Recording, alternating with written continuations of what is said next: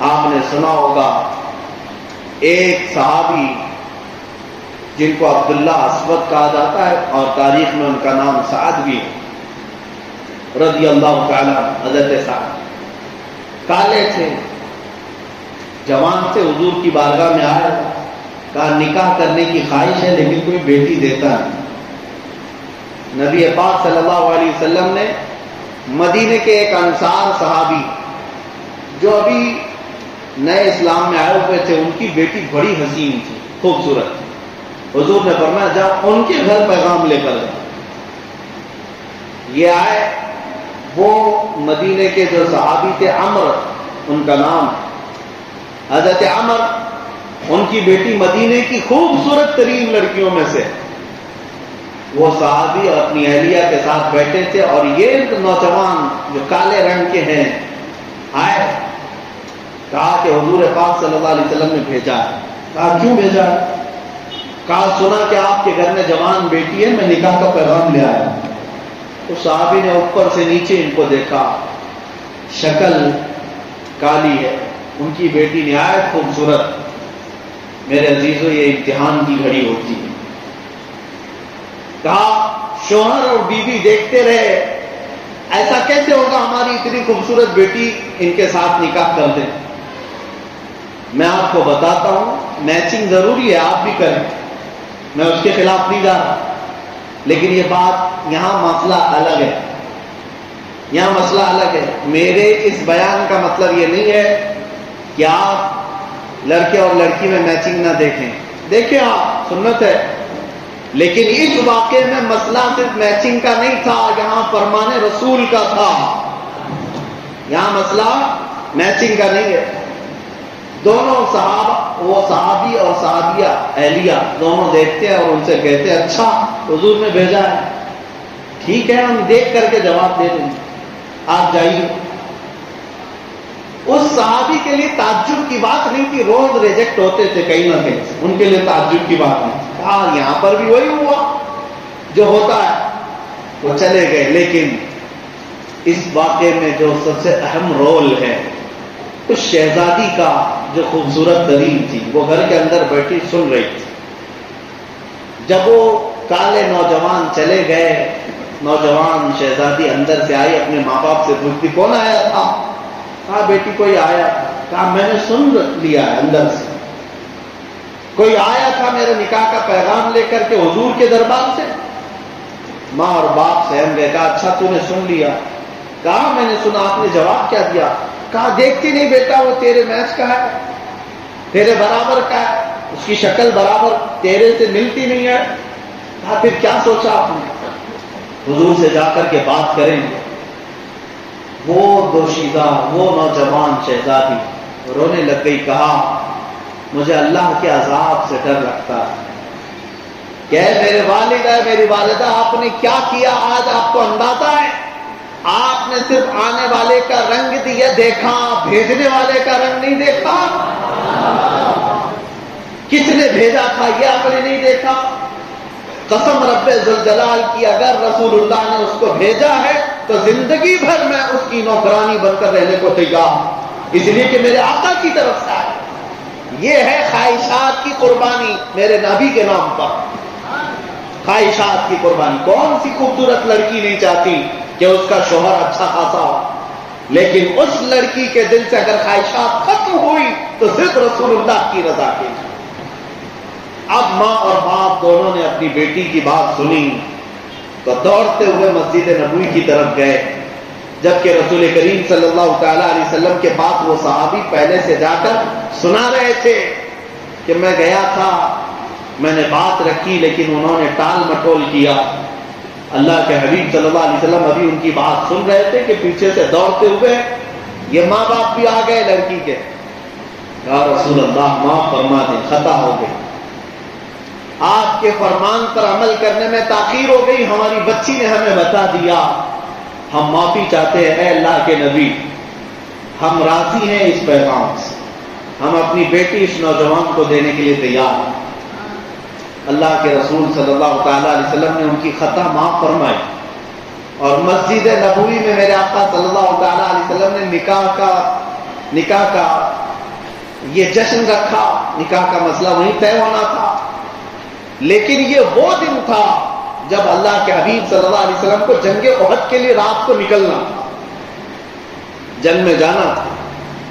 نبی پاک صلی اللہ تعالی علیہ وسلم نے حضرت عبداللہ جن کو سعد کہا گیا، ان کے پاس مال دیا، کچھ صحابہ سے لے کر کے حضور نے ان کو مال دیا تھا، شادی کا سامان لے لے، تجھے آج گھر بسانا ہے، پیسے تو تھے نہیں، مال تھا نہیں، کہا شادی کا جہیز خرید کر کے لا، تو اپنی بیوی کو کہاں رکھے گا؟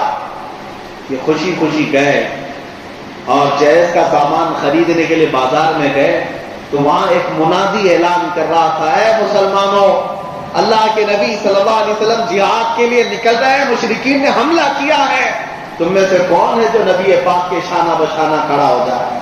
حضور کے ساتھ کون جانے کو تیار ہے؟ یہی عبداللہ جو جہیز خریدنے کے لیے گئے تھے، اب جا کر گھوڑا خریدتے ہیں اور تلوار خرید رہے ہیں، بھالا خرید رہے ہیں، نیزہ خرید رہے ہیں، لوہے کا لباس خریدا، پورے کے پورے پیسے جنگی سامان میں لگا دیا۔ آج شادی ہونی ہے، ارے کچھ تو بچا کر کے رکھتے، جنگ میں جا کر کے واپس آؤں گا تو پھر شادی بھی تو کرنی ہے، نہیں، جنگ میں جا رہے ہیں۔ یہ صحابہ کی عادت تھی، وہ یہ نیت لے کر نہیں جاتے کہ واپس آئیں گے تو یہ کرنا ہے، یہ نیت لے کر کے جاتے کہ شہادت ہوگی تو اللہ سے ملاقات کرنا۔ جنگی سامان خرید لیا اور وہیں سے پہن کر کے آئے۔ گھوڑا بھی، وہ گھوڑے پر کبھی بیٹھے نہیں، غریب تھے، گھوڑے پر بیٹھے نہیں، یعنی ان کا ذاتی گھوڑا نہیں تھا، ذاتی گھوڑا نہیں تھا، ساز و سامان بھی ان کے پاس جنگ کے نہیں تھے، آج جی بھر کے سب سامان خریدا، پورا زرہ کا مطلب ہوتا ہے لوہے کا لباس، ٹوپی بھی لوہے کی ہوتی ہے اور سینے پر بھی لوہے کا لباس رہتا ہے تاکہ تلواروں کا زخم نہ آنے پائے، سب پہن لیا۔ صبح کے وقت جب صفیں لگی صحابہ کی، اس میں یہ بھی شامل تھے، اور میدان جنگ میں جب طبلہ بجا اور جنگ گھماسان کی ہونے لگی، نبی پاک صلی اللہ علیہ وسلم اونچے ٹیلے سے دیکھ رہے تھے، ایک صحابی کو بلایا اور کہا، یہ جو نوجوان دکھ رہا ہے زرہ کے ساتھ، لوہے کی ٹوپی کے ساتھ، نئے گھوڑے کے ساتھ، یہ کون ہے؟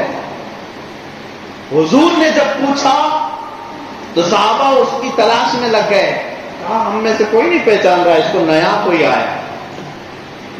کوئی آیا ہے، ہماری صفوں میں سے تو یہ نہیں ہے۔ نبی پاک صلی اللہ علیہ وسلم نے مسکرا کر کے کہا، اس کی کہنیاں دیکھو، یہ کالے کالے نہیں نظر آ رہے، یہ عبداللہ اسود، یہ سعد ہے، میں اس کو اچھی طرح سے جانتا ہوں، اس کو میں نے جہیز خریدنے کے لیے پیسے دیے تھے، اس نے جنگ کا سامان خرید لیا۔ میرے عزیزوں، اللہ کے حبیب صلی اللہ تعالی علیہ وسلم نے مسکرایا، لیکن جنگ کا وقت کسی کے ساتھ بات کرنے کا بھی نہیں ہوتا۔ شام ہونے سے پہلے احد کے میدان میں پانسا پلٹ گیا تھا، آپ کو معلوم ہے تاریخ، مسلمانوں پر وہ جنگ بھاری ہو گئی تھی، اس طرح کے 70 صحابہ کی شہادت اس جنگ میں ہوئی، وہ جیتی ہوئی جنگ پھر سے شکست میں بدل گئی۔ اس جنگ میں جو عظیم صحابہ شہید ہوئے، شام کے وقت جب رسول کریم صلی اللہ علیہ وسلم میدان کا معائنہ کر رہے تھے تو ایک لاش عبداللہ اسود کی بھی پڑی، وہ زرے کے ساتھ، وہ لوہے کا لباس پہنے ہوئے، ہاتھ میں تلوار پکڑے ہوئے زمین پر گرے ہوئے تھے اور ہر جگہ سے خون رس رہا تھا۔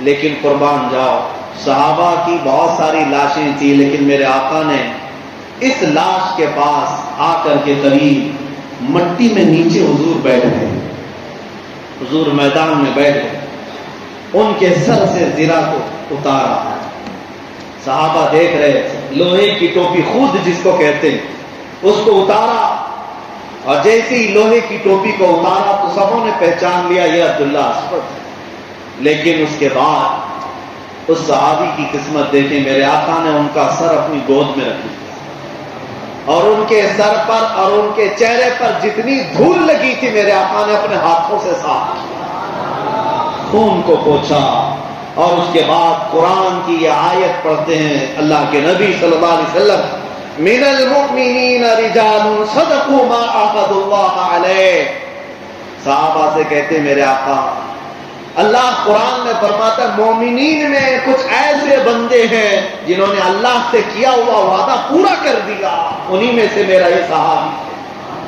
خواہشات کس کو کہتے ہیں؟ اے میرے عزیزو، شادی کرنے کی خواہش کس کی نہیں ہوتی؟ جہیز اور سجنے سنورنے دولہا بننے کی خواہش کس کی نہیں ہوتی؟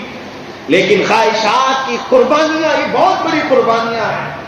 اور اس کے بعد وہ زرہ، وہ خود، وہ تلوار، وہ گھوڑا، جنگ کے بعد جب مدینے لایا گیا، رسول پاک صلی اللہ علیہ وسلم نے سب کو جمع کیا اور اس انصاری صحابی کی جو بیٹی تھی ان کو دیا اور کہا میں نے رات میں ان کا نکاح پڑھایا تھا، یہ اس کی وارث ہوئی۔ ایک رات بھی نہیں گزارے، شوہر بیوی تو ہو چکے تھے، نکاح ہوا تھا۔ یہ ان کی قربانیاں تھیں، انہوں نے ہر چیز پر اللہ کی رضا کو، رسول کی محبت کو مقدم رکھا، فرسٹ پرائیوریٹی حضور کی ذات سے، اس کے بعد پھر ہماری خواہشات۔ اسی لیے اقبال نے کہا ہے آبروئے ماں زنام مصطفیٰ، آبروئے ماں زنام مصطفیٰ، ہم سب کی عزت و آبرو مصطفیٰ کے نام سے ہے۔ اور اسی کے بعد میں اپنی طرف سے یہ بات اکثر عرض کرتا ہوں، ہرچے دری دنیا باد مصطفیٰ، اور اس دنیا میں جو کچھ بھی ہے وہ میرے مصطفیٰ کے بعد، حضور کے بعد۔ جس دن آپ کو یہ بات سمجھ میں آ جائے گی تو آپ کو اندازہ بھی ہوگا کہ قربانی کہتے کسے۔